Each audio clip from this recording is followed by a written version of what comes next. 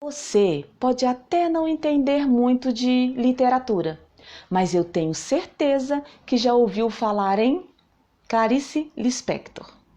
Isso porque ela é a escritora mais citada no Facebook.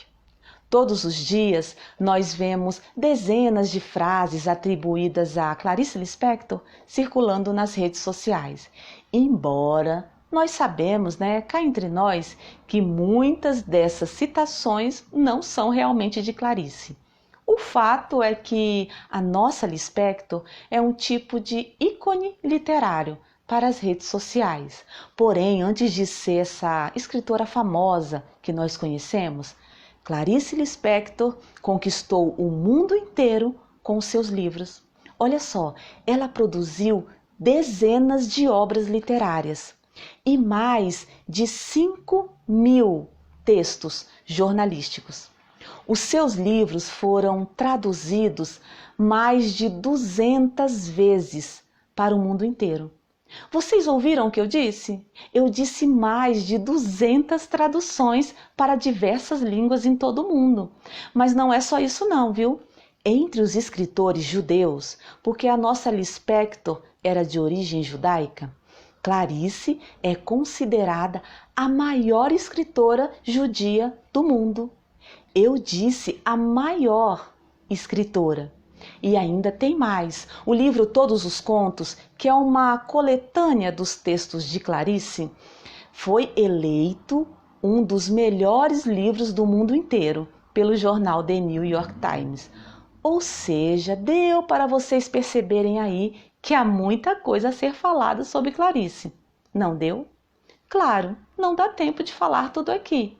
Então hoje eu vou falar um pouquinho sobre o outro lado de Clarice Lispector, porque por trás de todo esse sucesso literário, a nossa amada escritora travou uma luta árdua contra a depressão. Mas olha só, antes de eu falar sobre a depressão de Clarice Lispector, devo dizer que não farei nenhuma abordagem psicológica, científica, religiosa ou filosófica da depressão. Não. Falarei apenas da perspectiva literária, ou seja, a partir dos próprios textos de Clarice. A propósito, eu vou deixar que ela mesma conte para vocês como foi esse momento difícil da depressão. Então, eu vou ler um trechinho de Clarice Lispector. Ela diz assim: não tenho cabeça para mais nada. Tudo o que eu faço é com muito esforço. Minha apatia é tão grande que passo meses sem olhar sequer meu trabalho. Eu leio mal e não me envolvo com nada. Vai fazer 3 anos. 3 anos diários que eu estou assim. Triste, não é mesmo? Esse trecho faz parte de uma carta pessoal que Clarice enviou para uma de suas irmãs, porque enquanto ela esteve no exterior com seu marido diplomata, ela se correspondia com as suas irmãs aqui no Brasil. E ela revela nessas cartas, bem pessoais, bem íntimas, o quão era grande a sua dor, a sua angústia na alma, a intensa confusão muitas vezes na qual ela se encontrava e, como ela disse aqui, a apatia, além de falar do cansaço psicológico, físico, emocional que ela vivia. Sobre esse cansaço, eu vou ler mais um trechinho para vocês de uma de suas cartas. Ela fala assim: vivo permanentemente cansada. Minha impressão é de que eu trabalho no vazio e, para não cair no abismo, eu me agarro num pensamento, e para não cair desse novo pensamento, eu me agarro em outro. Essa tem sido a minha vida mental. Julho de 1946. Bom, além dela falar muito sobre o seu estado de espírito, a sua depressão nessas cartas, inclusive ela perguntava para as irmãs se ela sempre foi assim, triste e melancólica. Mas além das cartas, quem conhece a obra clariciana sabe que os seus livros estão repletos de trechos que relatam conflitos e intensas crises existenciais, como é o caso deste livro aqui, que eu quero mostrar para vocês, que é a obra-prima de Clarice, A Paixão segundo GH.